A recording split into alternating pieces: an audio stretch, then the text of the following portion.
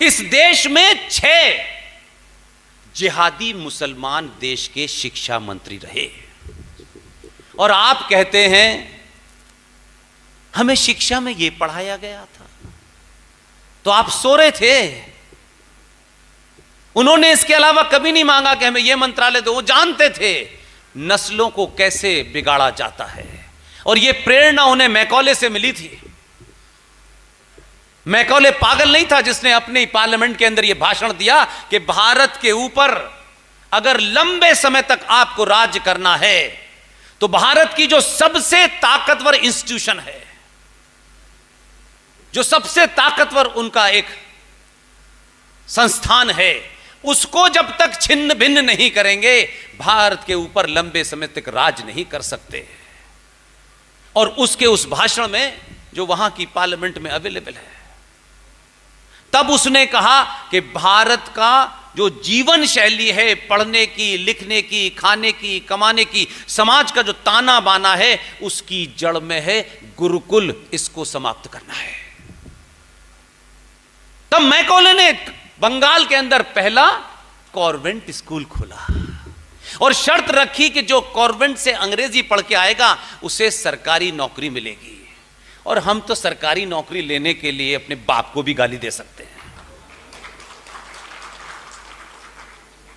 यही किया हमारी कहीं खुददारी नहीं जागी। जब कुछ नहीं मिलता तब हमारी खुददारी पैदा हो जाती है। हमने हर चीज में सवाल कहा, माता सीता ने ऐसा क्यों करा था, राम ने ऐसा क्यों किया। अरे राम सीता पे सवाल उठाने वाले कभी यह भी पूछ लेते भाई कि जिस कॉन्वेंट में आप अपने बच्चे को भेज रहे हैं, ये कॉन्वेंट की परिकल्पना क्या है, ये कहां पैदा हुआ, किसे कॉन्वेंट कहते हैं। ये नहीं करा। हर मां जिसने पैसे हैं, जो हर पिता जिसके पास पैसे हैं, समाज में थोड़ा सा मारुति 800 से अब मर्सिडीज पे आ गए हैं, उनका बेटा तो सेंट स्टीफन में ही पढ़ेगा। और फिर चाहते हैं बेटा पढ़ के गुरुकुल में चाणक्य पढ़े, पर वो बेटा चाणक्य नहीं होता, चाटुकार होता है। ये आज भी है आपके। आपने करोड़ों रुपए कमाए, लेकिन पिछले 70 सालों में आपने एक गुरुकुल नहीं बनाया। ये आप जानते हैं। पैसा लुटाने में सबसे आगे। शादी में कितना इलाके में आप अपनी बेटी के लिए थोड़ी दहेज देते हैं। ये बेटियां भी गलत फहमी में है कि पिताजी जो है हमारे दहेज देते हैं। आप अपना रुतबा शर्मा जी, ठाकुर साहब पे, ठाकुर साहब बंसल साहब पे रुतबा कायम करने के लिए आप दहेज देते हैं। तब भी बेटी आप ही की मारी जा रही है, तब भी उसे नहीं रोक पाते। इसलिए गुरुकुल को तोड़ने के बाद भारत के अंदर कॉन्वेंट की व्यवस्था की गई। ये कॉन्वेंट है क्या? अगर हम 3 बड़े मजहबों को ले लें, पंथों को ले लें, तो हमारे सनातन में शादी एक संस्कार है। और हम ढोल बजा करके पूरे मोहल्ले को बता करके हमने अपने बेटे की शादी फला की बेटी के साथ किया है, ताकि सार्वजनिक जीवन में किसी को यह नहीं कि गुपचुप शादी की है। तब के आज से मेरी बेटी को और इसके बेटी के साथ में जो पुरुष है, इसको लोग इसका पति समझें।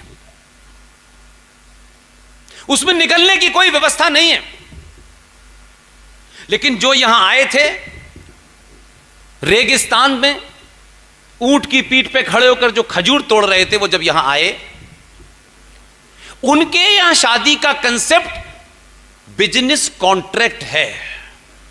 2 लोगों के बीच में जो कॉन्ट्रैक्ट होता है, उस कॉन्ट्रैक्ट की शर्तें होती हैं कि अगर आप इस शादी से आप निकले तो आपने जो सिक्योरिटी मनी है, जिसे महर कहते हैं, वो आपको नहीं मिलेगी। जहां शादी एक कॉन्ट्रैक्ट होती हो। और तीसरे वो जो आए थे फादर, उनकी संस्कृति में शादी का कंसेप्ट ही नहीं था। एक युवा पुरुष और एक युवा महिला के बीच में अगर कोई संबंध स्थापित भी हो जाते हैं, ये स्टेट पॉलिसी बता रहा हूं मैं आपको। अब तो चोर यहां से क्या क्या लेके चले गए हैं और सीख गए, आज की बात नहीं कर रहा। एक युवा लड़की और लड़के के बीच में जो संबंध स्थापित हो गए हैं, उनकी फिलॉसफी है ये किसी सुख की प्राप्ति के लिए हैं, और उस सुख प्राप्ति में जाने अनजाने में कोई शिशु पैदा हो जाए। तो स्टेट की पॉलिसी थी कि स्टेट बड़े बड़े हॉल बनाती थी, और उन हॉल के अंदर एक बिन ब्याही बेटी, एक बिन ब्याह शादी करने बगैर एक मर्द, उन दोनों को उस हॉल की व्यवस्था संभालनी होती थी। और ऐसी संतानें जिन्हें हमारी संस्कृति में नाजायज कहा जाता है, उन संतानों को उन हॉल के बाहर रात में ट्रॉडल में रख के आते थे, और सुबह वो एक महिला और एक पुरुष उनको लेते थे, उनका लालन पालन करते थे, और स्टेट यानी राज सरकारें उस हॉल का, उस बच्चे का खाने पीने का खर्चा उठाते थे। उस हॉल को ही कॉन्वेंट कहते हैं। आज की पीढ़ी जब ये पूछेगी, पिताजी आपने तो मुझे गुरुकुल में उस अध्यापक चाणक्य के पास नहीं भेजा, बल्कि वहां नाजायज बच्चों के पलने वाली जगह को भेजा है, तो उसके दिमाग में क्या ढूंढता होगा। और यही नहीं है, कमाल है, अपनों पे सवाल उठाते हैं। एक आई थी अजरबैजान से, उन्हें वहां से चल के यहां तक पहुंची, उन्हें कोई दुनिया में मानवता के नरसंहार की कोई कहानी नहीं मिली। वो अजरबैजान से चली आ रही हैं, यहां आई क्योंकि यहां महामूर्खों का एक बहुत बड़ा समुंदर है। ये कौन है? ये मदर टेरेसा है। उम्र की वजह से नहीं उन पर टिप्पणी कर रहा, मेरे संस्कारों में किसी बुजुर्ग को बुरा कहना गलत है, लेकिन अपनी बात को समझाने के लिए मुझे कहना पड़ रहा है। हमारी बहन जब शादी किसी से करती है तो किसी पुरुष की वो पत्नी बनती है, और वो बहन शादी करने के बाद जब किसी शिशु को जन्म देती है, तब मां का उसे दर्जा मिलता है, तब वो किसी की भाभी, किसी की चाची बनती है। लेकिन आपने एक महान कार्य किया है। गली गली में, अंधी भीड़ में पैसे कमाने के लिए आपने सरस्वती कॉन्वेंट स्कूल खोला है। किसको गाली दे रहे हैं? सरस्वती नीचे उतर जाएं तो आपका कत्ल कर देंगे। कैसे लोग हैं आप? इसलिए इसी संविधान में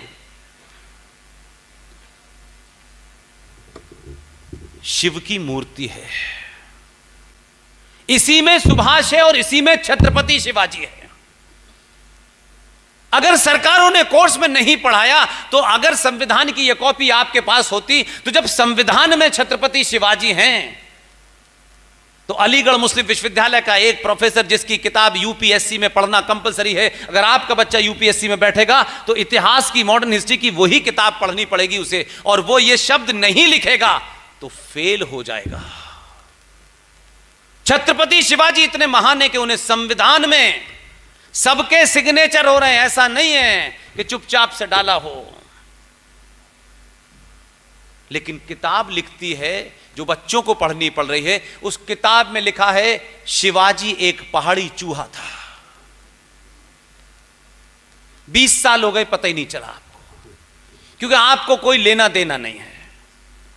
और मेरे और आपके दौर में जो हुआ, हम उस पर भी नहीं बोले, उसको रोक नहीं पाए, क्योंकि हम शायद उतने अवेयर नहीं होंगे।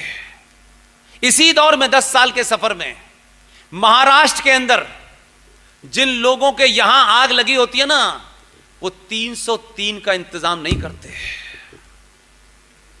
एक दिन का भी मौका मिलता है, सब कुछ पलट सकते हैं। ये वो मक्कार लीडर हैं, वो यहां हो या कहीं और हो। हमारे पास ये नहीं था, वो नहीं था, हम ये कर नहीं पाए।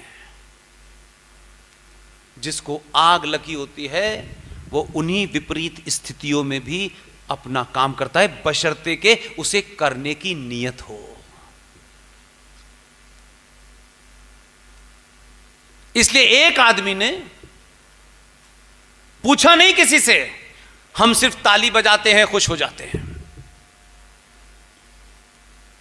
हम एक दिन 5 साल में भी अपने से सवाल नहीं पूछते, चुनते वक्त पूछते हैं, अच्छा मिश्रा जी हैं, इन्हीं को देना है चाहे हार जाएं, ठाकुर साहब ही को देना। टिकटों के बंटवारे में अगर एक टिकट ऊपर नीचे हो गई, ओहो, ठेकेदार हराने पे लग गए, क्योंकि ये तो काम हमारा था। लेकिन इसके बावजूद भी आज की युवा पीढ़ी को मैं बधाई देता हूं कि ये सफेद बाल वाले कुछ नहीं करने वाले, ये इनके कारण बदला हुआ है, इनको पता है।